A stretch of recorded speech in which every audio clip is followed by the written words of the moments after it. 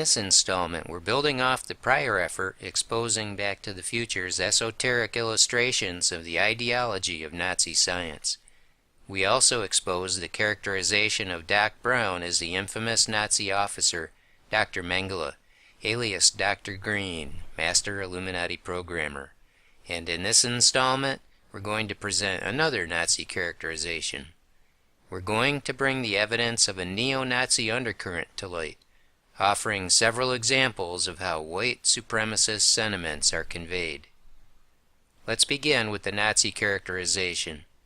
Mr. Strickland is the disciplinarian of Hill Valley High School.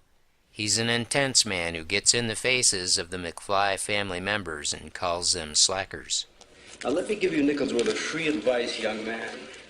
This so-called Dr. Brown is dangerous. He's a real nutcase. You hang around with him, you're going to end up in big trouble. Oh, yes, sir. You've got a real attitude problem, McFly. You're a slacker. You remind me of your father when he went here. He was a slacker, too. Can I go now, Mr. Strickland? I notice your band is on the roster for the dance auditions after school today. Why even bother, McFly? You don't have a chance. You're too much like your old man. No McFly ever amounted to anything in the history of Hill Valley. Yeah, well, history is going to change. He's physical and a verbal abuser. It's common for people who act that way to be called Nazis. Strickland, like strict land. Think Fatherland and Adolf Hitler. Think Gestapo, the secret police organization that was administered by officers of the SS. The intimidation tactics of the Gestapo are legendary. In Back to the Future 2, Marty tries to recover the almanac that Strickland confiscated from Biff. We see SS Strickland on the sign and window. It's his office. He's an officer, an SS officer. This place is for discipline. It's where you go for detention, so it's a detention center. The wire in the windows pictures security fencing.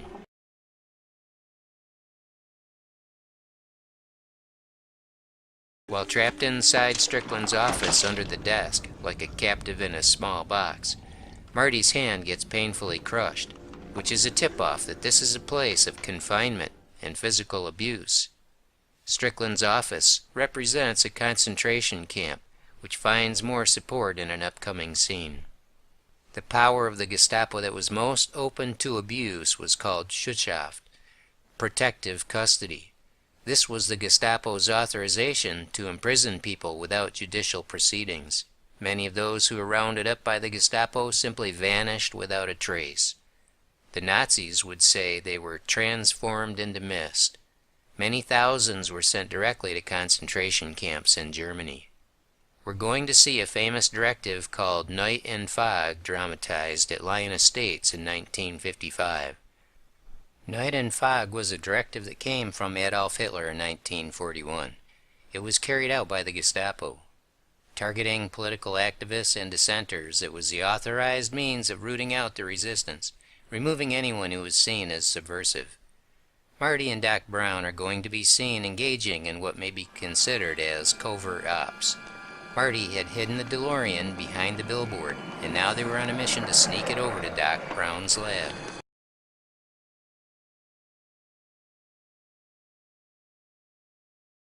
Marty said that there's something wrong with the starter, so I hid it here. Under the Night and Fog directive, when there was a problem, it was vanished, hidden away, transformed into mist. The way Marty says, hit it here, it sounds like he says, hit it, struck it here. A Gestapo tactic. That plays on another level too, but that's for another video. I suspect there's an allusion to Heil Hitler intended in the expression, hit it here, in the double H. Am I just being oversensitive and reading into it? After watching the rest of this video, you probably won't think so. On the Hill Valley High School building where the SS officer Strickland is employed and has his detention facility, the signs double H of Hill and High nearly connect. It's a Heil Hitler sign. I suspect there was another Heil Hitler signaled by Strickland when he was verbally abusing and trying to intimidate Marty in the hallway. He said, "No McFly ever amounted to anything in the history of Hill Valley." Marty's response about history changing gave more attention to that letter H word. History, Heil Hitler. Here's a scene from Back to the Future 2 in the 1985 that Biff ruined using the almanac.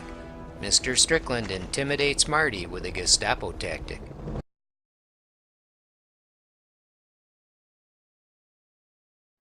Strickland is acting like a Gestapo officer. Take a close look at the nightshirt he's wearing. This is the kind of uniform worn by the inmates of concentration camps run by the Nazi SS. There's no mistaking it. Now, if we think this through, there's something rather skewed about this. If Strickland is the violent SS officer, why is he dressed like those who were their victims? There's a flip and a spin. While Strickland and Marty are on the porch, he's targeted in a drive-by shooting, so he dives for cover. Is Strickland the abuser here, or is he the victim? Clearly, he's both. Dressing the Nazi SS officer in his victim's clothing is a subtle expression of sympathy toward the Nazis. It's not Holocaust denial, which is another popular trend, but it is the expression of a distinctly neo-Nazi idealism. Keep this in mind because there's a trend. In this clip, Marty points out a telling feature. Look at Strickland. Jesus, didn't that guy ever have hair? Shape up, man. You're a slacker. Do you want to be a slacker for the rest of your life? By directing our attention to his lack of hair, Strickland is identified as a skinhead. The term is associated with neo-fascism and neo-Nazis. From Wikipedia entries, white power skinheads are members of a white supremacist and anti-Semitic offshoot of the skinhead subculture. Many of them are affiliated with white nationalist organizations. In the United States, the majority of white power skinhead groups are organized either at the state, country, city, or neighborhood level. The Hammerskin Nation, HSN, is one of the few exceptions due to its international presence. The Hammerskins emerged in the late 1980s from the Dallas-based Confederate Hammerskins. Its name is based on a scene in the 1982 film Pink Floyd, The Wall. Hammerskin, HS. High School, HS, Hammerskin. Based on what we're going to see shortly, the white supremacist neo-Nazi link is well supported. This is going to expose one of the dark secrets of Back to the Future's constant highlighting of 88 miles per hour. Have you ever heard of the Order, David Lane, or the 14 Words? David was an infamous white supremacist who was a founding member of the terrorist organization known as the Order. He coined their slogan, which is referred to as the 14 Words. We must secure the existence of our people and a future for white children. The 14 words are directly linked to the numbering of 88. The slogan was derived from an 88-word-long statement recorded by Adolf Hitler in Mein Kampf, his autobiographical manifesto. David Lane produced a derivative work with precepts numbering 88 in total. According to Wikipedia, Lane used 88 to refer to his 88 precepts, with 14-88 representing 14 words and 88 precepts, which are a fundamental doctrine in the racialist pagan religion of Watanism, founded by Lane and Ron McVan. The wiki page also notes that some neo-Nazis combine the number 14 with 88, as in 14/88, or 1488 with the 8s, representing the 8th letter of the alphabet, H, with HH standing for Heil Hitler. So 88 is code for Heil Hitler. Back to the Future is filled with references to the number 88, both overtly and covertly. That amounts to a lot of Heil Hitlers. That this was actually the intent would be questionable if there weren't so many examples where the 88 is directly linked to 14, and that's quite an indictment. Here's an example that pretty well establishes their intent. No, Doc, I just got here, okay? Jennifer's here. We're gonna take the new truck for a spin. Well, bring her along.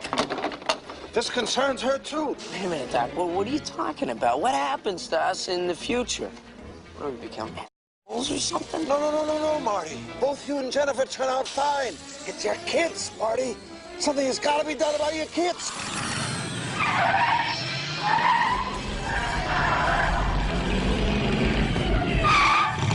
Hey, Doc, we better back up. We don't have enough road to get up to 88. Roads? Where we're going, we don't need roads.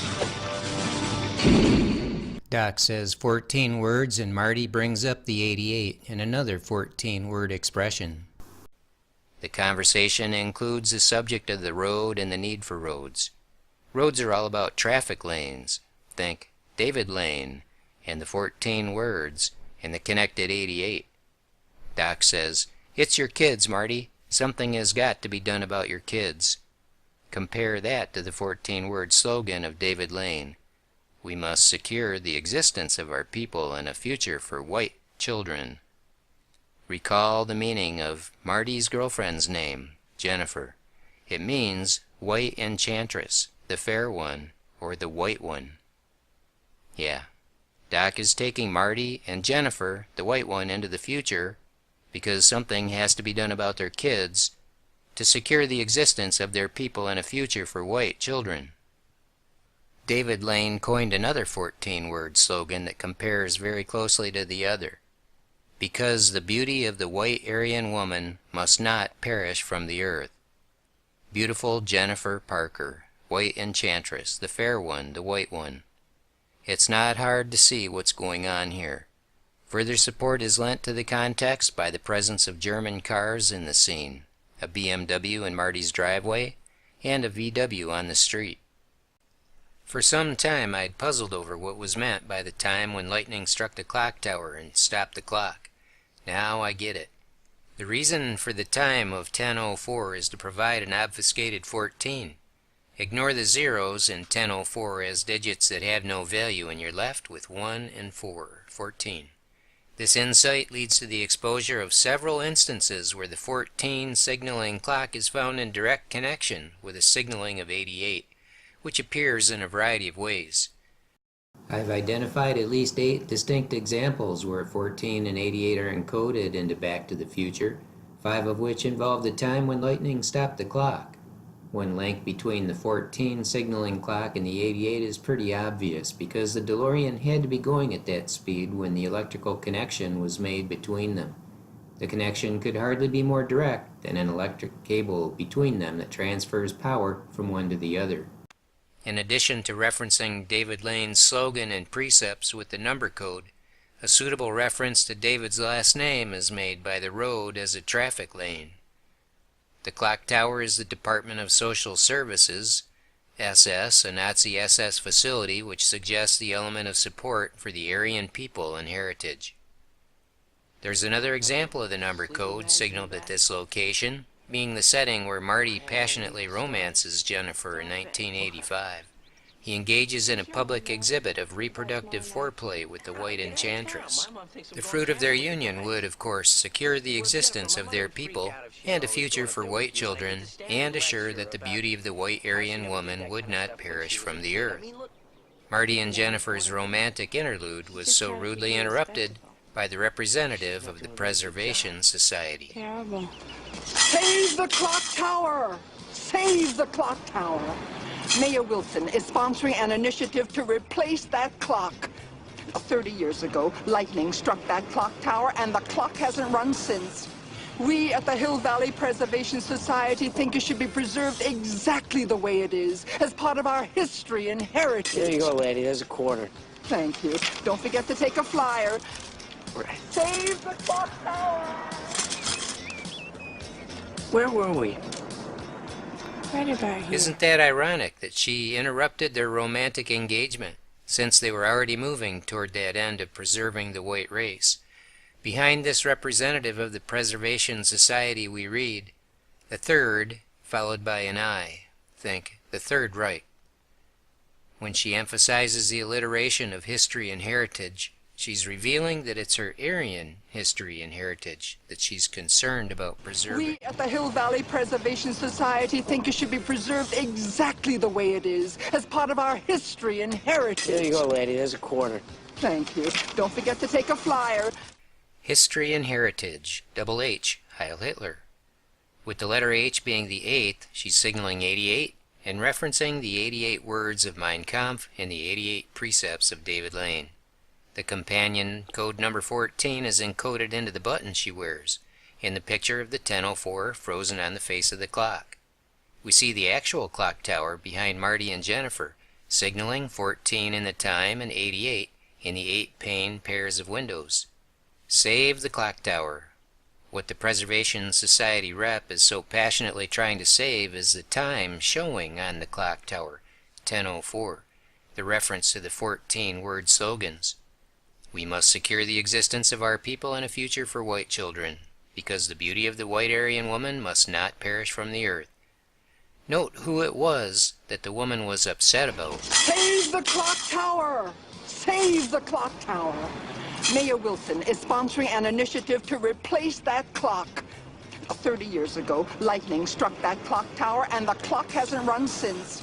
We at the Hill Valley Preservation Society think it should be preserved exactly the way it is, as part of our history and heritage. Here you go, lady. There's a quarter. Mayor Goldie Wilson. He's the guy who is not of the white race. Much of what was signaled at the clock tower when Doc Brown sent Marty from 1955 Back to the Future was witnessed in another scene when Doc and Marty did the demonstration in his lab with the model town and wind-up car. At the calculated moment, you start off from down the street, driving directly toward the cable, accelerating to 88 miles per hour. According to the flyer, at precisely 10:04 p.m. this Saturday night, lightning will strike the clock tower, electrifying the cable just as the connecting hook makes contact, thereby sending 1.21 gigawatts into the flux capacitor and sending you back to 1985. The watch used for the clock tower was stopped at 10:04, and mention was also made in the context of the 88 mile per hour speed requirement, and the traffic lane was well illustrated.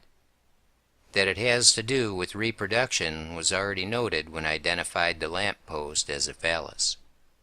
There's another example at the Twin Pines Mall when Einstein is about to be sent into the future. If you ignore the conditional clause, what remains is a 14-word statement that includes the requisite number of 88. My calculations are correct. When this baby hits 88 miles per hour, you're gonna see some serious shit.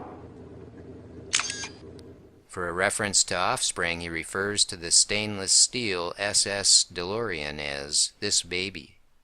There's more support for the Aryan Nazi presence in the alliteration that doubles the letter S, Shushaft.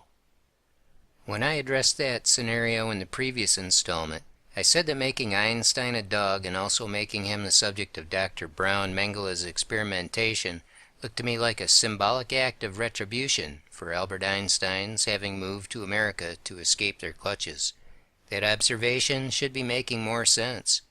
That's consistent with the sentiment behind dressing the man playing the role of a Gestapo SS officer like a death camp victim, which clearly demonstrates sympathy for the oppressors. The encoding of white supremacist NeoNazi Code in this film trilogy reveals how Strickland's portrayal as a militant skinhead with Nazi sympathies is more than a random artistic expression. It suggests that Marty's wearing of suspenders is probably more than just an unusual fashion choice, because braces and jeans are commonly worn by neo-Nazis. Here's another example of the NeoNazi Code. On the roadside billboard advertising the Lyon Estates, there are 14 words, counting the 3 dots as a word. Live in the home of tomorrow, ... today. Lyon Estates, groundbreaking this winter. It's for the future. A winter wonderland is covered with bright white snow. See the white family with the white children? It's for them to secure the existence of our people and a future for white children. Count the panes in the window and garage door. There are 8 and 8, 88, Heil Hitler, 14 and 88. Reference to David Lane appears in that it's a roadside billboard, and in the decoration with pennant streamers, which, as I've been saying, indicates traffic lanes. It's behind this very billboard that Marty hides the DeLorean and where Hitler's night and fog directive is dramatized.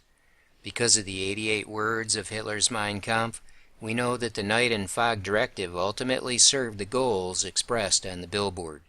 According to Hitler's 88-word passage, every thought and every idea, every doctrine and all knowledge must serve this purpose, and everything must be examined from this point of view and used or rejected according to its utility. With some of these observations I've made, the exact word count is subject to interpretation, but in consideration of the sum of them, the intent seems obvious. Here's yet another dramatization of David Lane's slogan. In 1955, Marty and Doc Brown were beginning to grasp the threats involved in Marty's interactions with his mom and dad.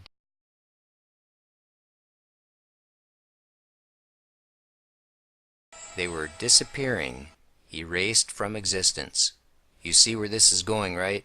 The family has to be preserved. What happens just prior to that clip is very telling.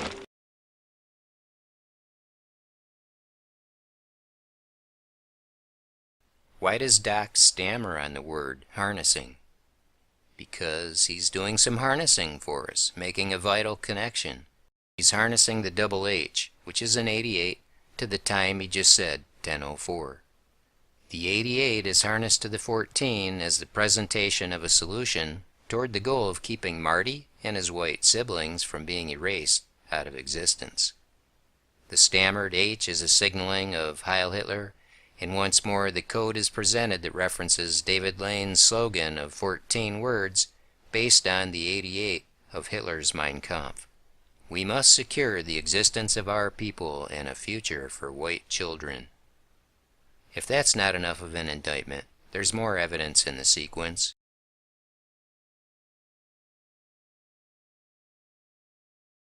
Stuck here. Doc said it, then it was echoed by Marty. Stuck here. S.H. Sig Heil.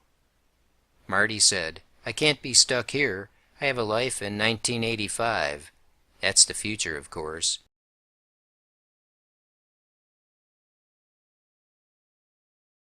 We must secure the existence of our people and a future for white children.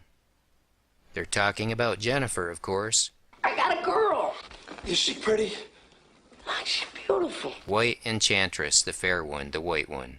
Because the beauty of the white Aryan woman must not perish from the earth. Here's how the entire sequence plays out. It's evil genius.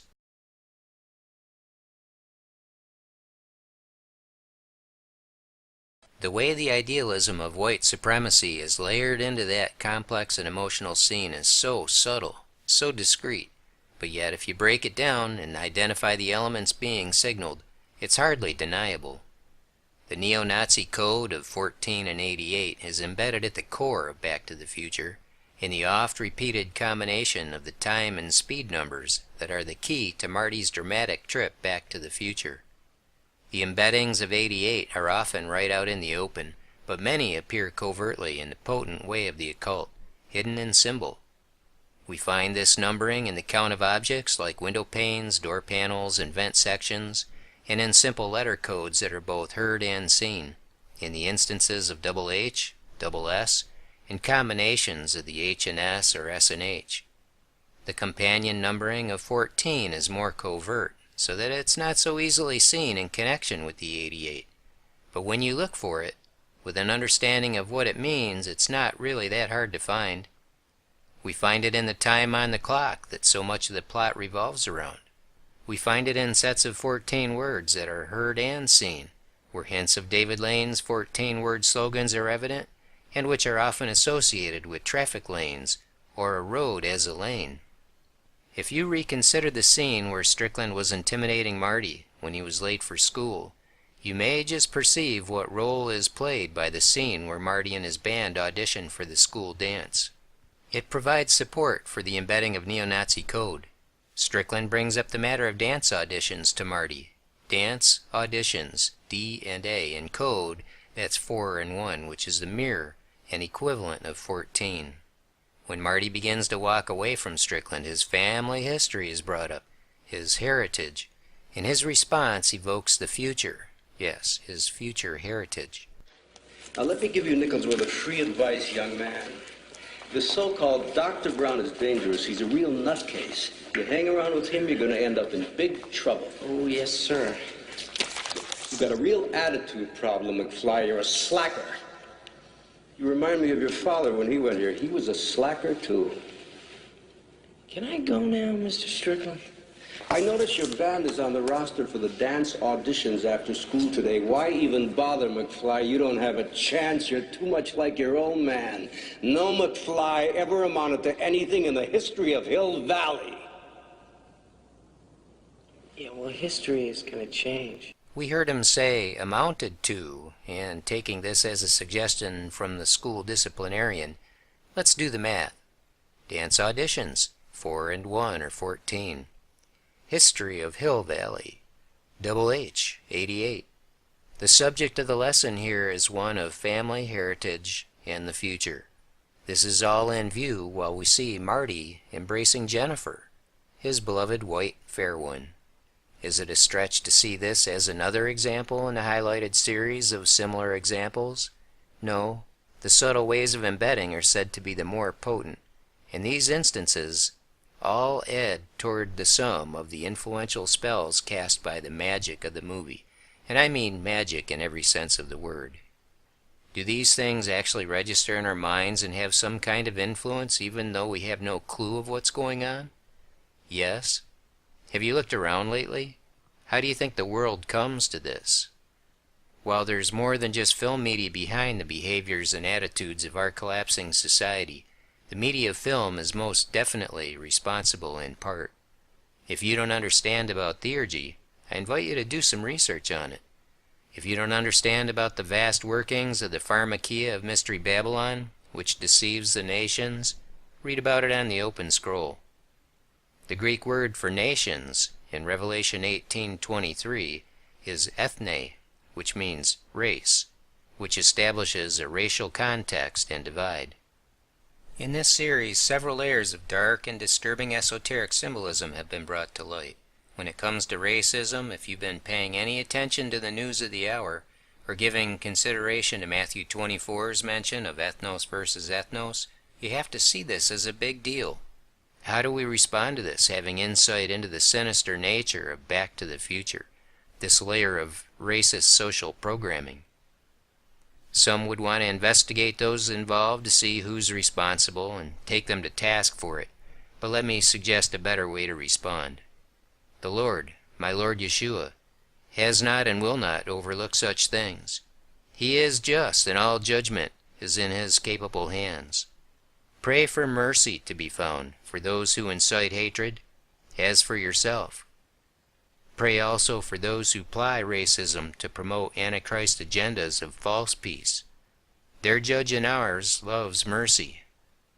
If you think Spielberg's name and legacy deflects this body of work from any accusation of neo-Nazi sentiment, you would be right. In effect, that's how whitewash works. If you think every philanthropist is made good by acts of generous giving and every representative of an organization seen as doing good deeds is actually working for good, you're deluded about the subversive ways of the enemy. Revelation 3:9 bears witness to the operation of those who say they are Jews but are not. Am I saying Steven Spielberg is of the synagogue of Satan? What I'm saying is that you should let what is visible speak to you as evidence of what things are hidden, and that you should not habitually dismiss fitting conclusions with naive rationalizations. If you struggle with understanding how this whitewash works, I recommend to you the work of Barry Chamish, who exposes the common betrayal of Jews by Jews. The world sees the Pope as a Christian, and what an epic betrayal of the true saints is accomplished by his false identification. The black and white racial conflict is really far less significant in the grand scheme of things than the conflicts that exist between the Jews and everybody else, and true Christians and everybody else. If you can accept what you've seen for what it really is, you may have some processing to do in reflection. There's plenty of offensive things being exposed in this video series. The white supremacy and neo-Nazi sentiment underlying the innocent-looking trilogy is certainly on that list. So is the evidence of the betrayal of our trust in those who govern us with their sponsorship of projects like Bluebird and MK Ultra, and who so expertly manipulate us through the promotion of biased interpretations of history and biased reporting of current events in mass media. On that same list of offensive things being exposed in this video series, I should mention the restricting of works like this through the blocking being done on platforms like Google's YouTube, where what's known as fair use is dismissed on the pretense of protecting the rights of content owners. Joseph Goebbels, the Third Reich's propaganda minister, would no doubt have been very pleased with our culture's platform of social engineering. In closing out this installment, I want to say that the most serious threat pictured in the trilogy actually lies in the ability to travel through time and change the outcome of events. They dramatize it like fiction, but it's already being done. As recently expressed in a comment on the blog, the mirror of Back to the Future is forward to the past, and that is a very succinct expression of the reality as we know it. If this video series seems important to you, spread the word. Tell those you genuinely care about what's really going on and why, and show them how. If they don't care, find somebody who does. Time is precious, and our words and deeds matter. Seek the Lord Jesus Christ and honor him with obedience. He is worthy.